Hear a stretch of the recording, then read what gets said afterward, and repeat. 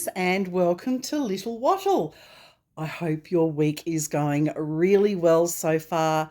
Well, it's spring here in the Southern Hemisphere, and I'm going to do a spring-inspired outfit change on my sweet reborn doll, Lilliana Leigh, whilst I share my Topic Tuesday, where I talk about an interesting doll topic about replica reborn dolls and why protection matters. Plus, I'm also going to share some positive news about a new security system which is going to help reborn doll collectors and the reborn industry safeguard their art. To all my friends in the Northern Hemisphere, happy autumn, or what you call fall. Next month, I plan to pull out some fall-inspired clothes from the dolly wardrobe to share with all my Northern Hemisphere friends, so stay tuned for that. This is little Lilliana Leigh. For anyone new to doll collecting, she's a reborn doll, and her kit was sculpted by Olga Auer. She's an open edition, so I'll show you her COA. So this is a certificate of authenticity. So she's the Rosalie kit by Olga Auer. Doesn't the prototype look absolutely stunning on here? It's such a beautiful kit. And here is her birth certificate. She was, oh, sorry about the glare. She was reborn by Leo's Reborn Creations. She is 2.3 kilos. So she's a wee little thing. So this is the outfit that I plan to dress her into today. It's so cute. It's a little romper set, perfect for spring with all that floral going on. So it's a little t-shirt that's in this coral colour. And then the romper, it's made out of cotton material. And it's got this beautiful floral design with accents of pinks and blues and yellows. It's got this gorgeous little crossover at the back and then the ruffles on the little booty. Isn't that so stinking adorable? And then I found these cute little shoes from Temu. They're sort of sock shoes, I guess you'd call them. Very cute with the pearl details. There's that floral accent on top with the pearls and the diamantes. But you can see the little socks, little fancy socks. So cute. And then I thought this handmade headband would match quite well with the pink, blue and yellow colours on it. I thought that will pick up quite well with the romper. And this is her little handmade outfit that she wears when she's not starring on YouTube. This is her nursery outfit. Isn't it really sweet? She's had this one for a while. I really love this outfit on her, but it's time to get her changed into something different. So, hands up, who has seen that recent video on YouTube by reborn sculptor Natalie Scholl about the new security system she's introduced to protect her reborn kits from being copied? Her video is full of lots of really valuable information, and I've watched it and I'm telling you it is well worthwhile watching. And I'm going to include a link to it down in the description box below and also in the comments section. Now, make sure to watch Natalie's video in full. There are 3 parts to Natalie's video. The first part talks about her reasons for introducing the security technology into her business practices. The second section of the video, she demonstrates how the technology works. And in the third part, she spends quite some time discussing how other sculptors need to be registering their copyrights in China if they would like to gain access to her security technology for their own use. Now, I have a huge amount of respect for the work that Natalie has put into her new triple security system, and it's called the 3S system. In her video, she shares that it actually took her 6 years to find the best and most affordable system to work effectively with her business model. When you watch Natalie's video, you will see how her new security system will work effectively with her business model.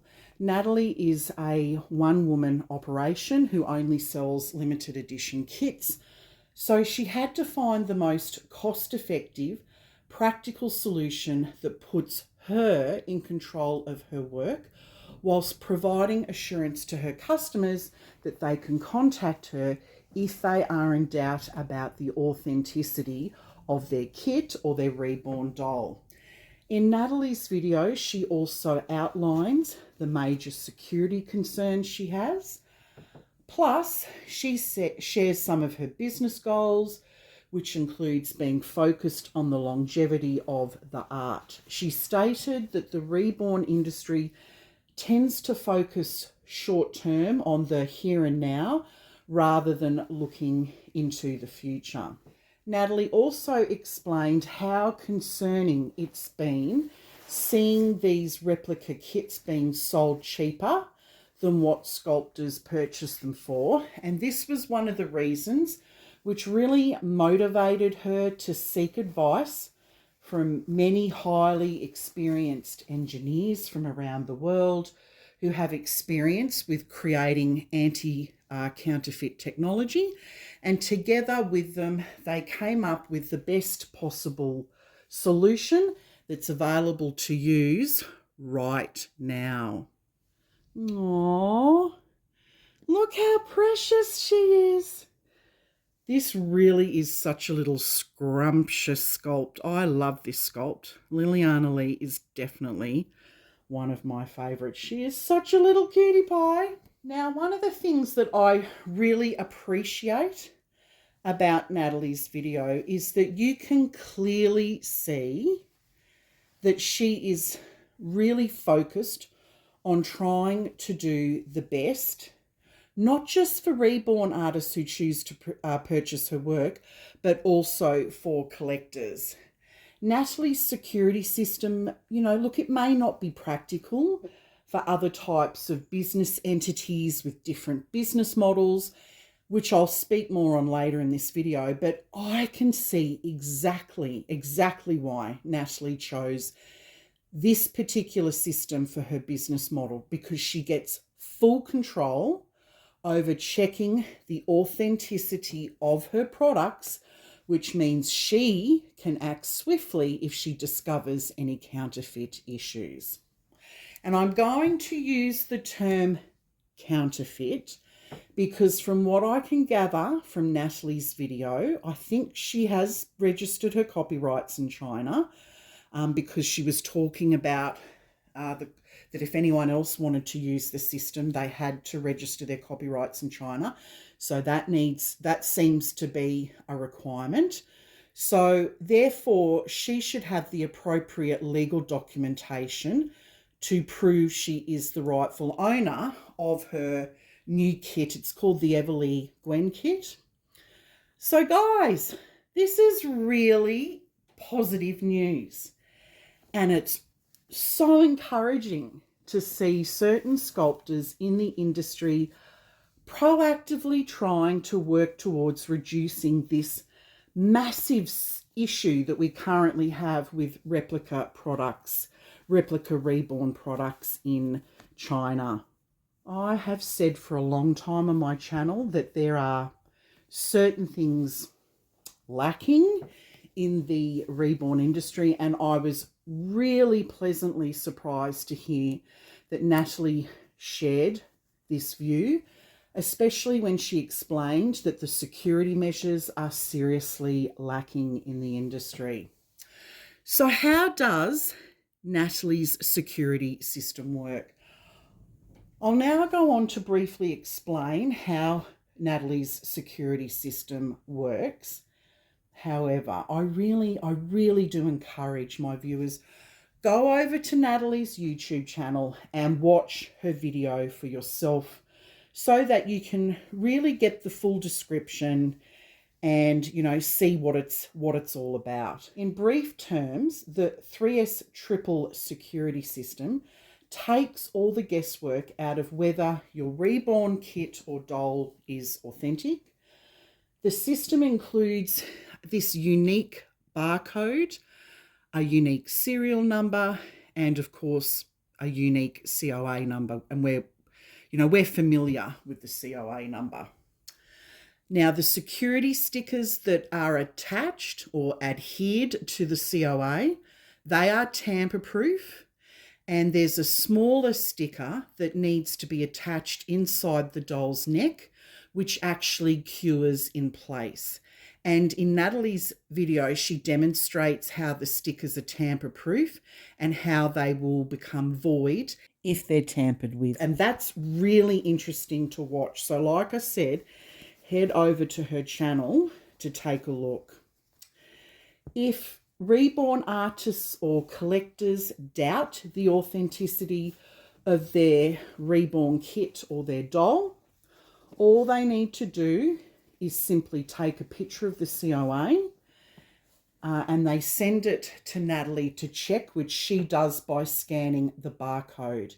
If the reborn kit or doll is authentic, information such as the barcode, the serial number and where the kit was originally sourced, for example, if it was purchased from her website or from a vendor dealer, that will also come up on her system. So I came away from watching her video really appreciating Natalie Scholl's passion for finding a solution to help protect her art whilst valuing her customers and their purchasers. And what was also really interesting I think it was in the third part of the video, is that during the process of developing the security system, Natalie explained that she'd also been working very closely with fellow sculptor Ebtabhal Abul, who, after registering her copyrights in China, when her kits were copied in China, she was able to use her official Chinese copyright registration document to successfully shut down all counterfeit production, which included having counterfeit products taken down from all e-commerce platforms such as Amazon, AliExpress, Alibaba and eBay and all of those online platforms. So what an outstanding result that is. And if anyone follows Ebtabhal Abul on her social media accounts, you will be already very well versed on how hard she has been working over the past couple of years to prevent her kits from being copied. I recall reading something she posted, it was a couple of years ago, on social media. It was Ebtabhal's story about how she went about protecting her work from being reproduced. And I actually want to share snippets of that experience with you so that you can truly appreciate all her efforts, because I don't think people realise just how much work goes into it. So after Ebtabhal noticed, I think one of her kits was being reproduced in China, and I think she saw it up on one of these platforms, she initially contacted the Copyright Centre in her home country, and unfortunately was incorrectly advised to pay fees for a patent, amongst other things. None of this documentation was accepted by, I think it was AliExpress, which is a Chinese online platform, that she contacted about taking down the replica products. And you know what? I'm not surprised by AliExpress's decision, because as I've explained in my 6-part video series on manufacturing in China, China rarely recognises foreign documents or foreign judgments in their country. It's just the way that they roll. So because of these internal laws and policies, this is why the Chinese government offers the option for foreigners to register their copyrights and other intellectual property in their country. so that you can be issued with an official Chinese document which is legally recognised in their country. So Ebtabhal's journey, it didn't end there. There's a few more detours and setbacks along the way. And, you know, it was really disappointing to hear in her story that when she contacted various law firms in her country, many were just not able to help because that wasn't their level of expertise, or if they could help because they had international offices in China, get a load of this, they wanted to charge her $30,000 to chase a lawsuit. 30,000. Wow. This money-hungry behaviour from these law firms, I just find it disgusting behaviour. And as an Australian, I can say we are very privileged to live in a country where the Australian government actively works towards minimising this shady type of practice, because what they do is they publish readily accessible advice to the public about how to do business in China on the IP Australia website, and they've got all the links and everything. They make it really, really easy. So I feel terrible for Ebtabhal that she wasn't really properly instructed, but unfortunately, you know, that can happen. Anyway, continuing on with Ebtabhal's journey to success, she then contacted some Chinese law firms located in China and was advised that the only way her case could be handled was through the Chinese courts. And again, it was obviously going to cost a substantial amount of money to do so. Now, in the end, Ebtabhal decided to register her copyrights in China by doing it herself. And I'm not surprised to hear from her story that she had a difficult time trying to navigate the process, but she did finally manage to secure her registrations with the help of a friend who was living in China, and then went on to successfully take down all counterfeit products from e-commerce platforms, including the Chinese platforms. And I'm going to insert a picture up on screen. This is from Ebtabhal's online social media. It shows you what the Chinese certificate looks like. So Ebtabhal really went through a lot, which is why there is so much the industry, the reborn industry, can learn from her journey to success. Although you can register your own copyrights in China, we can't in Australia at the moment because the Chinese government has blocked the website. That's another story in itself at the moment.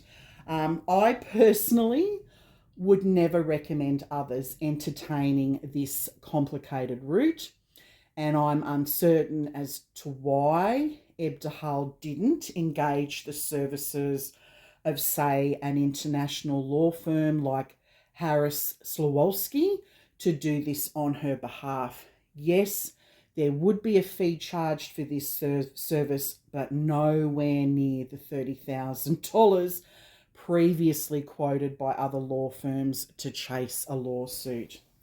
I've actually mentioned Harris Slawolski International Law Firm a few times before on my channel.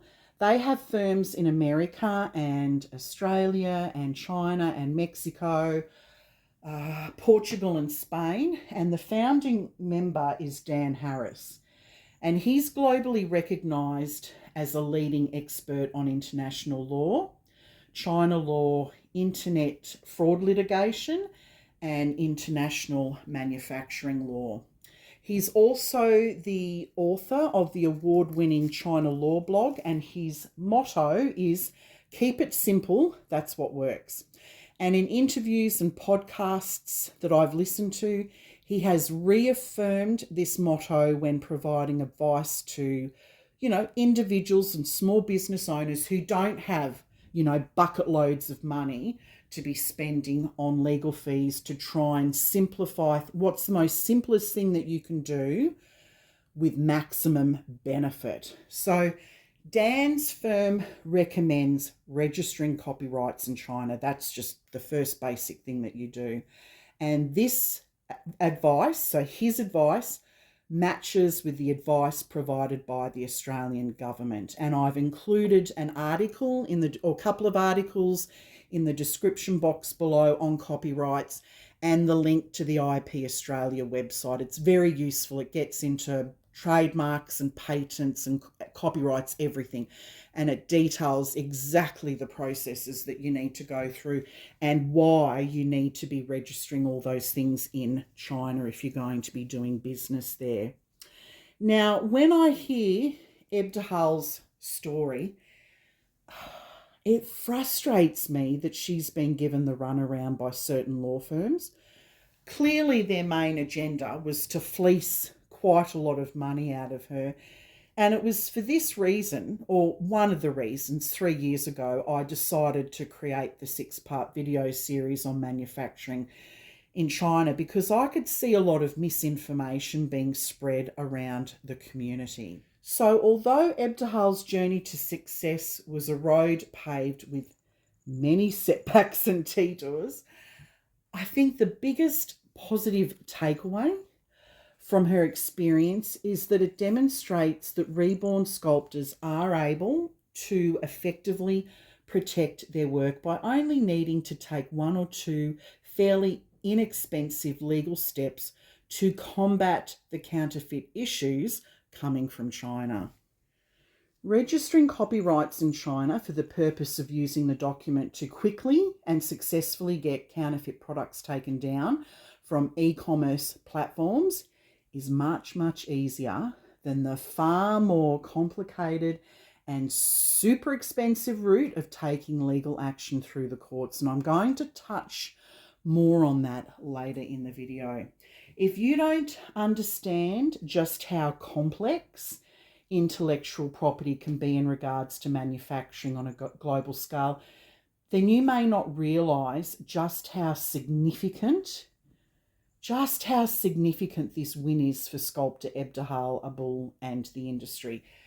It's massive and it should be acknowledged. It should be shared more often. And I'm thrilled to see that Natalie Scholl is acknowledging her peer in her security system video.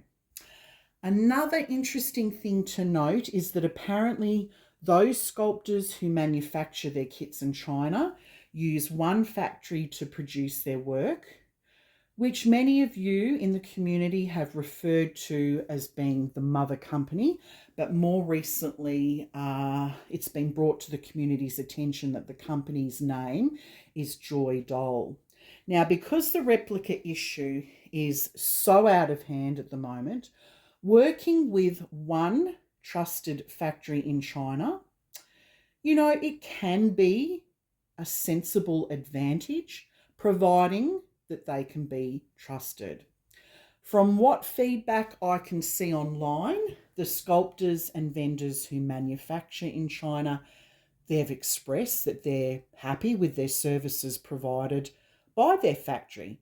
Having said that, I have no idea whether the sculptors have arranged the appropriate due diligence, legal background checks on their preferred factory, or if there are appropriate contracts in place to prevent their work from being reproduced or sold from anyone working inside their supply chain to outside their supply chain. So I'm not going to comment on that. What I will say is that I'm having a difficult time trying to locate any information about this company, Joy Dolls, online. So I assume that they are trading under a different business name. The only reference that I could find for that company name, Joy Doll, was a toy store on Alibaba, and they appeared to sell a doll that had a face that suspiciously looked very similar to the Betty sculpt by Natalie Blick, as well as some knockoff BJD dolls and some other types of children's toys. So one can only assume that that's not the same company. So with all this positive information being publicly shared from 2 highly respected sculptors in our community, you would think that it would be really well received by the community and that this bullying game that's currently being played out in the reborn community would finally stop. Do you know what? It is so disappointing to see that that's not the case. And not only has the bullying not stopped, which I discussed in depth in my previous video, it's also been brought to my attention that sculptor Natalie Scholl has now become a bit of a target, and the reasons are just simply bizarre. I've seen some individuals in the reborn community going online to criticise Natalie's security system, and I strongly encourage my viewers not to listen to their nonsense, because anyone who thinks that the status quo, the current situation, is a better alternative is completely clueless. It's also, how shall I put this, glaringly obvious to the silent majority in the reborn community that there are certain individuals in the reborn community who either have their own agenda, hence the reason for rejecting Natalie's security concept. And then, of course, there are those usual select group of individuals who, let's face it, are not genuinely championing the replica cause, but will use any excuse to ignore the facts and bully others. If there are individuals out there in the reborn industry who believe they can create a better security system than Natalie, mate, go knock yourself out. Go right ahead. But the facts are, Natalie has sourced a security system that can easily be introduced right now, and it's something that works effectively with her business model as a sculptor. I mean, obviously, when technology advances and costs become more affordable, Natalie explains in a video that she will adapt to something even better. But for the time being, having the 3S triple security system is better than nothing. It's important to note that all anti-counterfeit security systems, they have their strengths and weaknesses. Natalie has introduced a system that's inexpensive to implement. Yes, it does require some work to maintain it, but the reality is so does any other security system. So I'm now going to go on and have a chat about how the different types of anti-counterfeiting solutions work to help identify counterfeit products, so that you will understand why Natalie has introduced her system into her business model. So, how does anti-counterfeiting solutions work? Brand authentication technology, also known as anti-counterfeit solutions, incorporates security features either on the packaging of a product, on the actual item, or on a certificate like a COA. Now, most security systems have their own strengths and weaknesses, so it's up to individuals and business entities to evaluate which system works best for their own products, as well as which is the most cost effective, because some of them ain't cheap. Security systems may include tamper evidence seals, special inks, holographic labels, QR codes, 2D barcodes. Then you've got radio frequency identification like RFID chips and NFC chips, or hidden markings. And popular brands will also often use really, really precise packaging designs to incorporate hidden markers to assist in identifying counterfeit packaging, or they may employ authenticity experts to physically verify products. Now, high-end luxury, expensive brands like Gucci, Dior, Louis Vuitton, and Prada, I know I haven't pronounced them correctly, they use NFTs to effectively combat counterfeiting, which provides blockchain-backed evidence of authenticity for their high-end products. NFTs have a unique digital identifier that's recorded on a blockchain, and it's used to certify the ownership and authenticity. It can't be copied, substituted, or subdivided. And another feature is that the blockchain can be transferred by the owner, allowing the NFTs to be sold. Sounds wonderful, doesn't it? However, the financial investment required for blockchain integration, including the technology development, the infrastructure and maintenance, it's substantial. Therefore, this type of security system is often not the right fit for many individuals or smaller business entities who simply do not have the funds to warrant such a complex system. So with all of this in mind, it's really important to note that implementing a security system is not a one product fits all type of deal. What works for an individual may not be suitable for a big company, and vice versa. So I encourage certain individuals in the reborn community to stop with the unnecessary, narrow-minded criticism of Natalie's security system and accept the fact that in the future that there may be several types of security systems implemented in the reborn industry. All security systems serve the same purpose, which is to detect counterfeit products. Like I've said many times in this video, Natalie has found the best one to fit her business model. Towards the end of Natalie's video, she also stated that she is prepared to share her security system with other sculptors at cost, providing they get their copyrights registered in the countries that they know their kits are being reproduced. She also explained that retailers will need to be completely committed to the authentic kits, and if they can be tied or linked to any unethical business practices in the counterfeit industry, they will not be able to carry the 3S security system or the little logo, because there's a logo that comes with it. She will also not hand over her system to anyone who are known to use bad business practices in the industry. So this is really positive news, and from a collector's perspective, I'm sure many of my dolly friends will agree just how fantastic it is to see both Natalie Scholl and Ebtabhal Abul take a stance on this counterfeit issue by implementing measures to protect their work. So what happens when you detect a counterfeit? What actually happens next?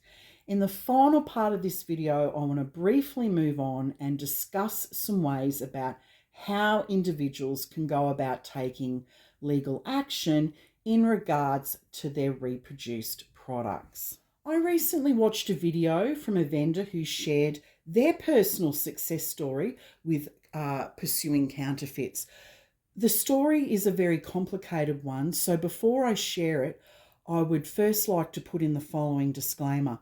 Whilst their success story is super encouraging, it's also very important to note that although their approach may effectively work for their own personal circumstances in their own country, their approach is actually not what is considered best practice, and it's actually discouraged in other countries due to a number of factors. And the first being the massive cost involved with litigation, and the second being a proven track record of their approach being unsuccessful.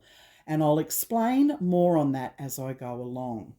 Now, according to this vendor, any violation of US law is prosecutable in the US courts, and they go on to say nothing else matters for USA citizens. Apparently, this vendor has launched over a dozen lawsuits in the USA against counterfeit products that have arrived in the USA, and they've actually won every case. However, Although they've been awarded many, many millions of dollars in damages, apparently, they have only been able to collect just over $500,000 in damages because they have only litigated in the US, which means they have also only been able to collect damages if those overseas companies have assets located in the US. Now, the reason why they can't claim damages from these companies who have assets in their own home country, for example, like China, this is due to foreign judgments law.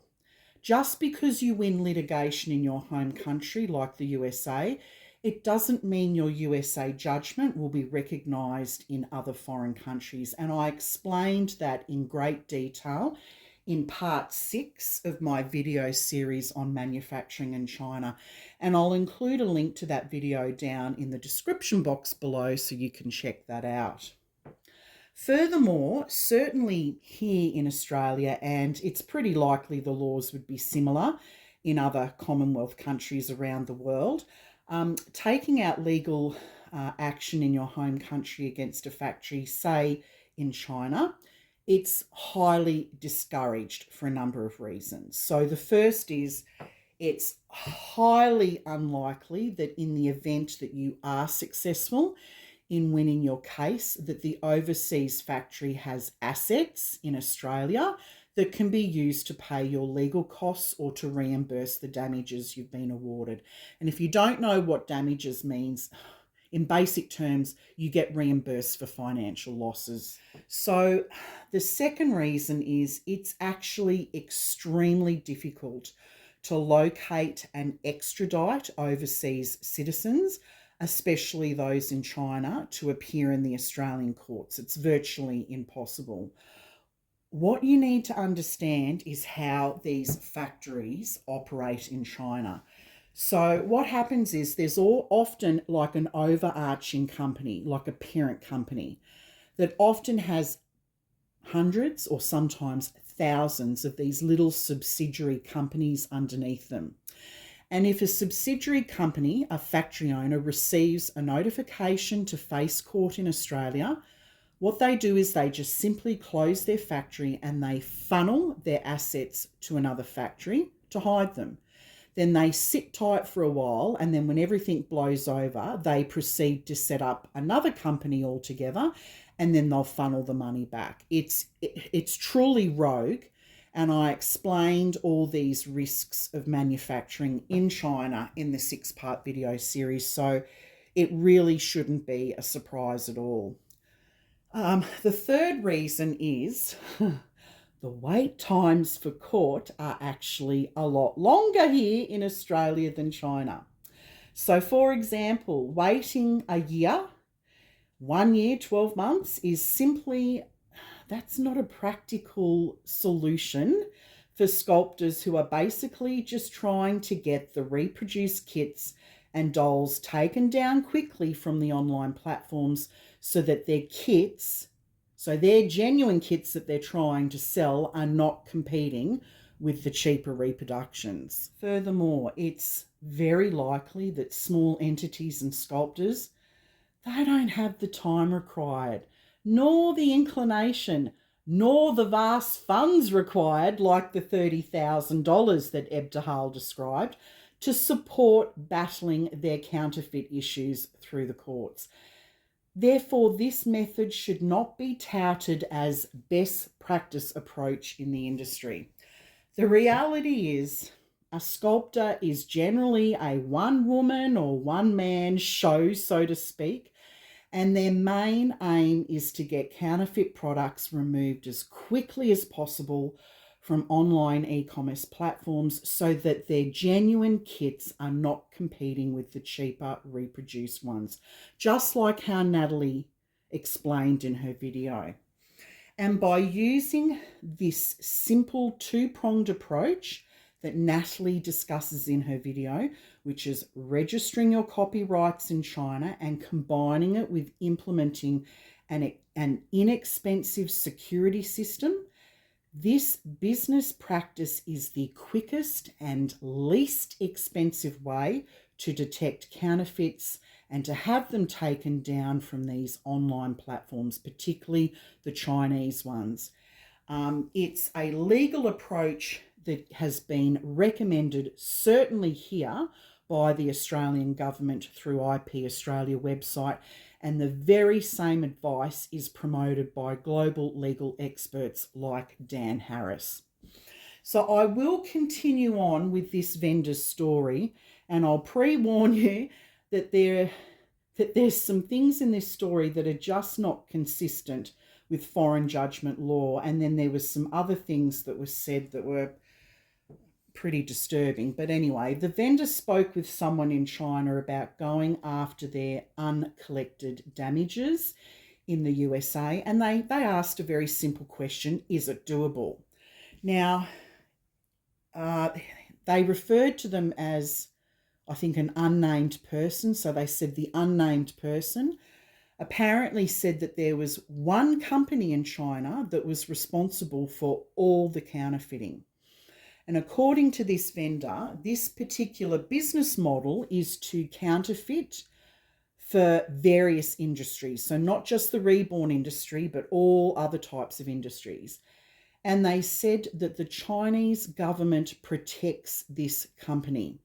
And according to this unnamed person, he would be targeted from the Chinese government if he proceeded with litigation on behalf of the vendor. Now, I would like to point out the first discrepancy that I noticed in this story. USA foreign judgments are actually not recognised in China. There is actually a very lengthy and expensive process to have foreign judgments translated into Chinese and endorsed by a Chinese embassy to file in the Chinese courts. And there's also a very proven track record that the Chinese courts will still dismiss the filed paperwork because it just simply does not comply with Chinese law. Furthermore, the Chinese courts will only accept documents like contracts that are written in Chinese under Chinese law, and other documents such as copyrights, trademarks, patents, etc., where they have been registered in China, because again, these documents comply with Chinese law. So that is the first point this unnamed person failed to tell the vendor. They failed to provide that advice. The second point is that there actually are success stories coming out of the Chinese courts. So this idea that there is one company that's responsible for all the counterfeiting in China, and the comment that basically there's no point taking any legal action, I don't know, it just sounds a little bit sus to me. Professional law firms like the one I mentioned earlier with Dan Harris have documented their success in China. And look, I encourage you to check out the China blog and just read it for yourself. You'll be able to see. And another great resource that many lawyers follow online is the China Justice Observer and the CJO Global. These sources provide an accurate description of what's going on in the Chinese courts.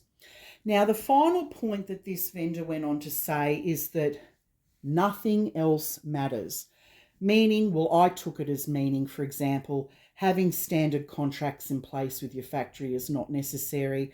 And the further comment that it's a bunch of nonsense from people who don't know what they are talking about. Well, that statement's rich, coming from someone with no law qualifications. And again, I strongly encourage anyone entertaining the idea of manufacturing in China to do your own research. And a really good place to start is the China blog, because Dan Harris and his team have decades and decades worth of experience, worth of legal experience in China, and he also provides advice at a global level, including the US-China Economic and Security Review Commission.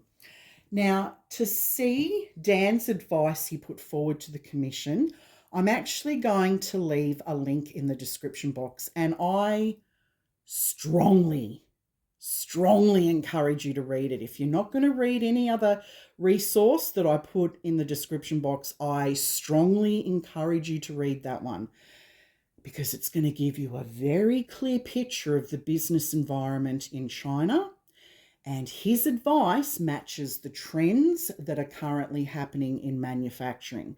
Since the pandemic, companies by the masses are moving their manufacturing out of China, and they're relocating into countries like India, some other parts of Asia and Mexico, because they've had enough of counterfeit issues. They're tired of it. Furthermore, if Donald Trump wins the next election, he has already announced in his debate that additional tariffs of 60% to 100% will be imposed on goods from China, which will likely lead to higher consumer prices. So if certain sculptors don't relocate their manufacturing elsewhere, don't be surprised if there is a large increase in prices for the reborn kits and reborn supplies, because, everything, it looks like everything's going to be affected. So just keep that in mind, and don't get cranky with the sculptors, because this is something that's being imposed and it might just take them a little while to sort that out. So try and be patient. So I'm going to just share with you a small snippet of the advice Dan Harris provided to the US-China Economic and Security Review Commission. But as I said, check out that link to check out the full statement that he made. But he starts with, the US government should encourage US companies and even companies from other countries to cease doing business in or with China, especially manufacturing. The US government should be forthright with the American people about how, even if American companies reduce their manufacturing in China, we still should not expect a wholesale return of manufacturing to the United States. But every dollar that goes from China to Mexico or Poland or Thailand is a victory for the United States. Let's just sit on that for a moment. Every dollar that goes from China to Mexico or Poland or Thailand is a victory for the United States. On a final note, if you are truly genuine, truly genuine, and wanting to support the reborn sculptors, this also means supporting them when they are exploring and implementing different and innovative ways to try and protect their work to make the industry a better place. It's not going to be perfect straight away. They are trying their very best. They may need to adapt all sorts of different strategies. So we need to be supporting them when they're doing something. Support those who are trying to make the industry a better place, and stop all this bullying nonsense over who has what doll, because that is not going to fix this replica issue. Support those who are trying to find solutions to problems. Natalie Scholl and Ebtabhal Abul are two sculptors who have been diligently working for years to come up with solutions, practical solutions to very serious problems. They deserve our respect and support. Did you know that Natalie Scholl has a new reborn kit coming out soon? It's called the Everly Gwen, and it's absolutely stunning. It's a genuine limited edition kit of only 750 kits. Wow, that's such a low number. They used to do that back in the old days. I haven't seen that in ages. 750 kits. And do you know, she will be personally checking the security measures on every kit before they're dispatched to vendors worldwide. But she also sells her kits directly on her website, and I will include a link to her website in the description box below. Just think, you could have one of the first kits ever made with this new 3S security technology. Pretty exciting. So it might be some time before the war on replica dolls is actually over, but in the meantime, I encourage everyone to be kind to one another, take a stance on inappropriate behaviour like bullying, and let's work together to try and make our hobby fun and positive. Oh, look at little Lilliana, Leigh. Doesn't she look gorgeous in her outfit? She looks so precious. She looks so spring. Isn't it unusual that we're in the middle of spring and you guys are now in fall in the Northern Hemisphere? You guys just must find that so weird. Well, anyway, thank you for joining me here today for my Topic Tuesday. And remember, you are never too old for dolls and never too old for a hobby you love. I look forward to seeing you in my next video. Bye for now.